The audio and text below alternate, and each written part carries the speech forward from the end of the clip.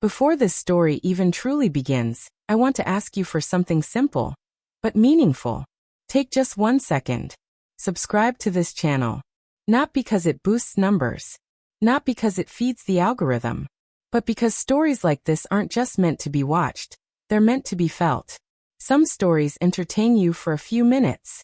Others sit with you long after the screen goes dark. This is one of those stories. And once you hear it all the way through, you'll understand why I couldn't tell it any other way. Not polished, not exaggerated, not dressed up to impress. Just honest. Because confidence isn't what most people think it is. Attraction doesn't work the way movies sell it to us. And real connection, the kind that actually changes people, doesn't come from trying harder. It comes from something quieter, something deeper, and if misunderstood, something dangerous. People used to look at me and assume I was confident. They thought it came naturally to me, like I was born with it. Like I walked into rooms already knowing where to stand, when to speak, and how to hold attention without effort. They believed conversations naturally bent in my direction, that people listened because they wanted to, that I never questioned myself, never replayed moments at night, never wondered why someone's interest faded halfway through a date. They were wrong, painfully wrong. What they never saw were the quiet hours after those dates ended too early. Me sitting alone on my bed, phone glowing in my hand, refreshing message threads that suddenly went cold. They never heard the silence that followed laughter that felt forced. They never noticed how often I blamed myself for things I couldn't even explain. My name is Emily Carter. And for most of my 20s, I didn't feel invisible. I felt overlooked. And that hurts more. I wasn't unattractive. I wasn't boring. I had friends, opinions, a life that looked perfectly fine from the outside.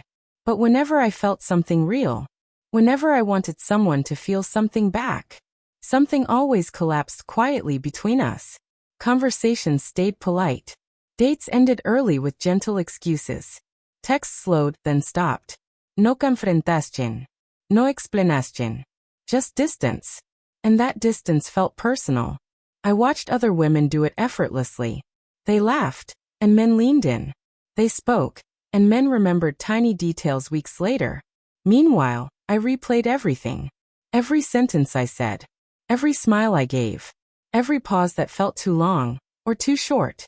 At first, I blamed how I looked. Then my voice. Then my clothes. Then the way I laughed. I changed outfits. Changed my hair. Even practiced laughing differently. Softer, lighter. Then worried it was too little. Nothing changed. Because what I didn't understand back then, what no one ever teaches you, is that attraction doesn't come from impressing someone. It comes from how they feel when they're with you. But I didn't learn that from a book. I learned it from a man who barely spoke. His name was Daniel Brooks. I met him at a friend's birthday dinner. He wasn't loud. He didn't dominate the table. He didn't tell impressive stories. He didn't try to steal attention. Honestly, if you weren't paying attention, you might not have noticed him at all. And yet, people gravitated toward him. Men respected him instantly. Women leaned closer when he spoke. Even strangers trusted him within minutes. I watched it happen in real time. And it unsettled me. By the end of the night, something became clear. Daniel hadn't talked much about himself. He didn't perform. He didn't entertain. He didn't try to be interesting. Instead, he asked questions. But not polite questions. Not, "What do you do?" questions. He asked questions that made people pause. Questions that made them search for honesty. And when someone spoke, he listened. Not waiting for his turn. Not interrupting. Not drifting. When Daniel looked at you, it felt like the room softened. Like time slowed. Like you mattered. Period. A week later, I ran into him again at a cafe. I don't know what came over me, but I asked him directly, "What's your secret?" He smiled gently. Then he said something that permanently rewired how I understood human connection. Most people are so busy trying to be interesting that they forget to be interested. That sentence stayed with me. Daniel explained something no one had ever articulated for me before. Connection doesn't come from performance. It comes from presence. People don't remember your words. They remember how safe they felt around you. How seen. How understood.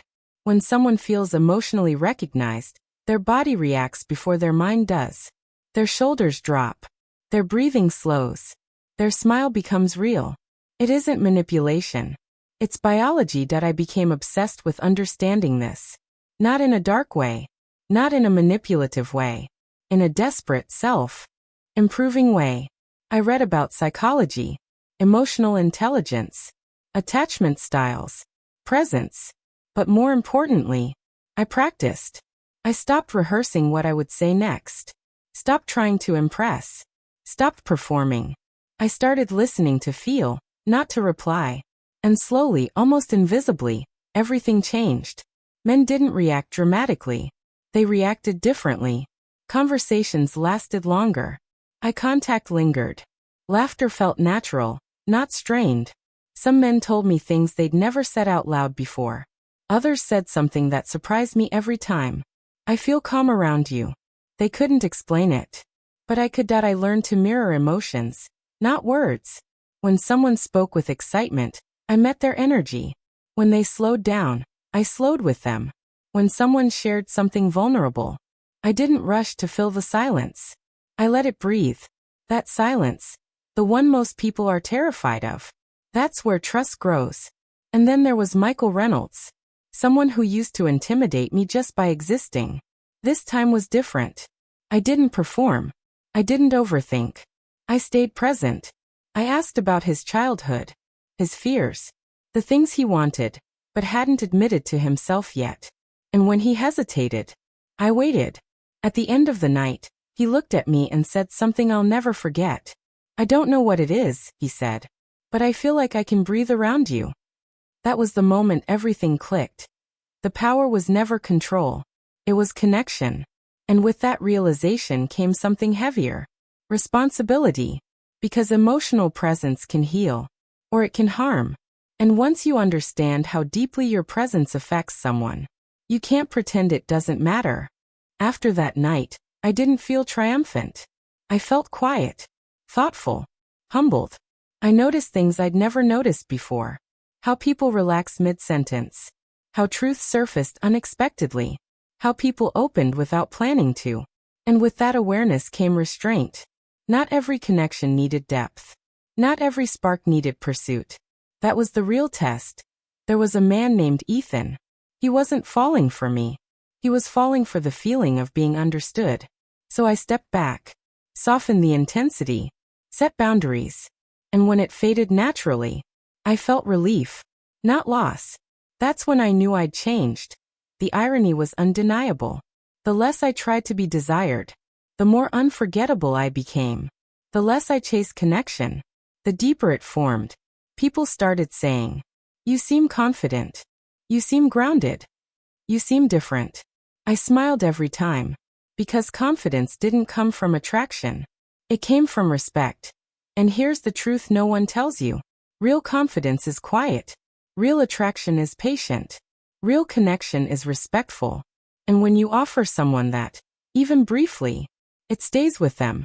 Not because you tried, but because you were real.